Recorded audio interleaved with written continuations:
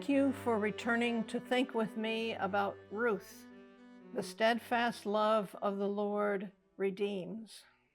I hope you will enjoy this very fine story, but that you will also embrace the Lord who cared for and arranged every part of the lives of the family of Elimelech for his glory and for their good. This is lesson 2 of 16. If you subscribe to this channel, you will be able to find subsequent lessons, and you can even get an alert on your phone, perhaps, to tell you when the next lesson is available. In lesson 1 of this study, we got a thumbnail sketch of the family of Elimelech and Naomi, their trip to Moab because of a famine in their hometown of Bethlehem. Then we learned about the deaths of not only Elimelech, the father of the family, but also of the 2 sons. And now Naomi the mother, was left with 2 childless Moabite daughters-in-law. Naomi was bereft. And so I've given the title of number 2 lesson, the Lord's Visitation for the Bereft. Let's begin by reading Ruth 1, verses 1 through 6. We'll concentrate on verse 6 in this lesson. In the days when the judges ruled, there was a famine in the land, and a man in Bethlehem in Judah went to sojourn in the country of Moab, he and his wife and his 2 sons. The name of the man was Elimelech, and the name of his wife Naomi, and the names of his 2 sons were Mahlon and Chilion. They were Ephrathites from Bethlehem in Judah. They went into the country of Moab and remained there. But Elimelech, the husband of Naomi, died, and she was left with her 2 sons. These took Moabite wives. The name of the one was Orpah, and the name of the other Ruth. They lived there about 10 years, and both Mahlon and Chilion died, so that the woman was left without her 2 boys and her husband. Then she arose with her daughters-in-law to return from the country of Moab, for she had heard in the fields of Moab that the Lord had visited his people and given them food. I used the word bereft in the title of this lesson, the Lord's Visitation for the Bereft. Naomi was caught in terrible loss after the death of her providers and protectors, her husband and her 2 sons. There was no future left for Naomi, a foreign widow in a foreign land. She had moved unwillingly into another part of her life. In this patriarchal society, there was little opportunity for her to earn a living. She had not only lost her security, her place in society, but also the companionship of being a wife. And what was she to do with her 2 childless pagan daughters-in-law?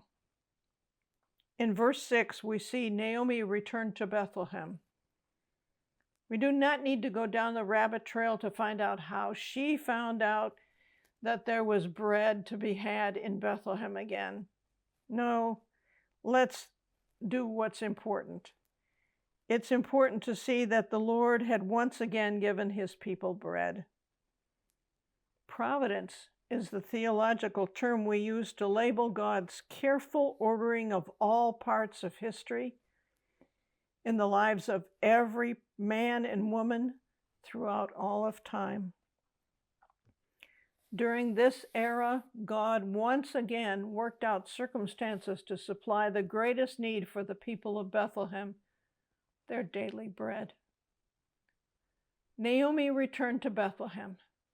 This was her old hometown where people worshiped and reverenced the God of Israel. the God of Abraham and Isaac and Jacob. It was not good for this widow to be alone. In her case, it was impossible for Naomi to keep on living among the godless people of Moab.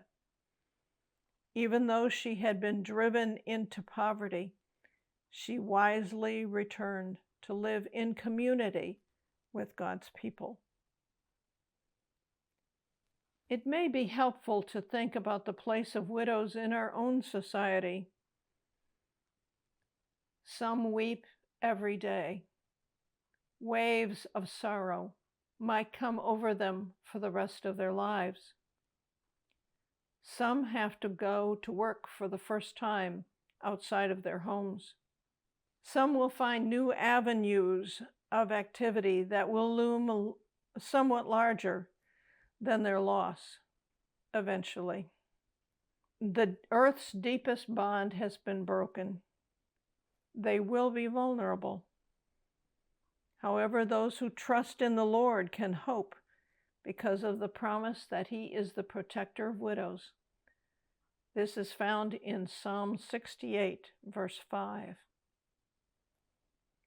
We will join Naomi on the road back to Bethlehem, but first let's look again at verse 5. Notice that it says that the Lord visited His people and gave them bread. If you are following along in a Bible, you will see that the name of the Lord is in all capital letters. When they translated this, they translated it YHWH, and early translators of the English Bible, including the King James Bible, translated this and rendered this name Jehovah. But what is the meaning and significance of the name of God, this name of God?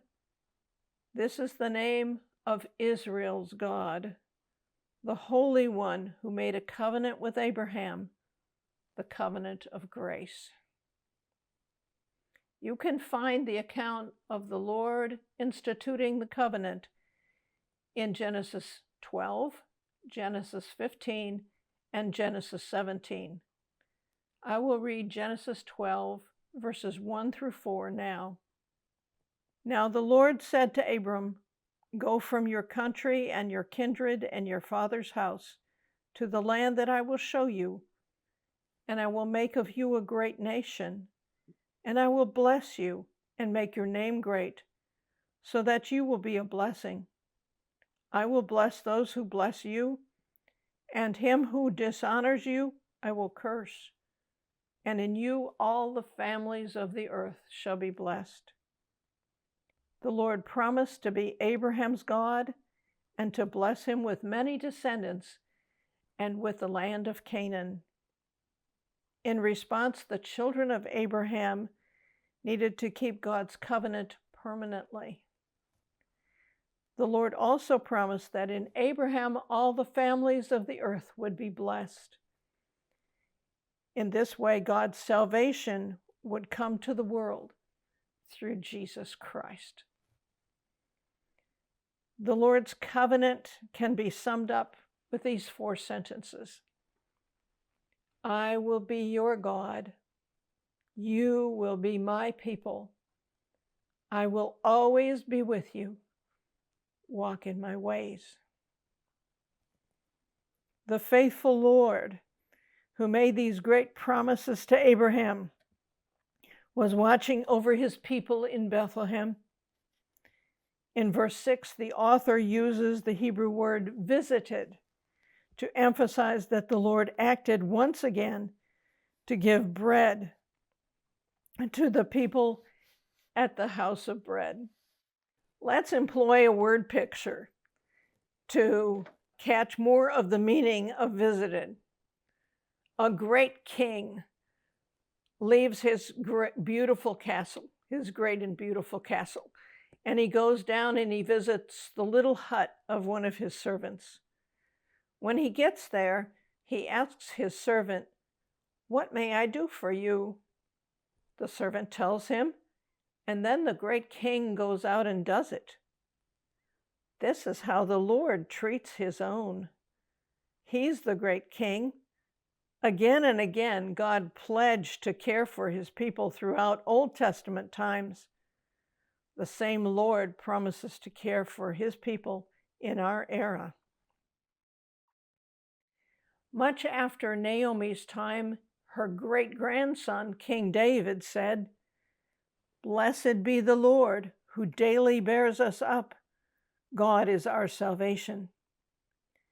David understood and counted on the Lord's care.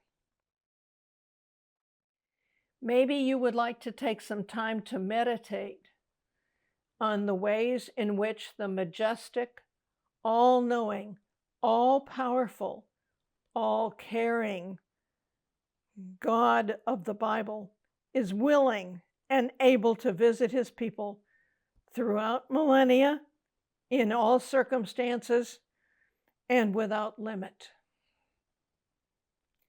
This lesson, too, has started out to be pretty dreary, to say the least, when we are thinking about Naomi's widowhood. But the last half of the lesson focused on the benevolent care of the Lord for his people. Is there some hope for those who are going through terrible trouble and sorrow? Yes. Next time in Lesson 3, we will think about the relationship Naomi has with her Lord. We will explore Naomi's reactions to God's providences as we look forward in the book of Ruth. We hope she will be able to say, "Lord, help me to know you better and to be at peace as I experience your care in the midst of my suffering."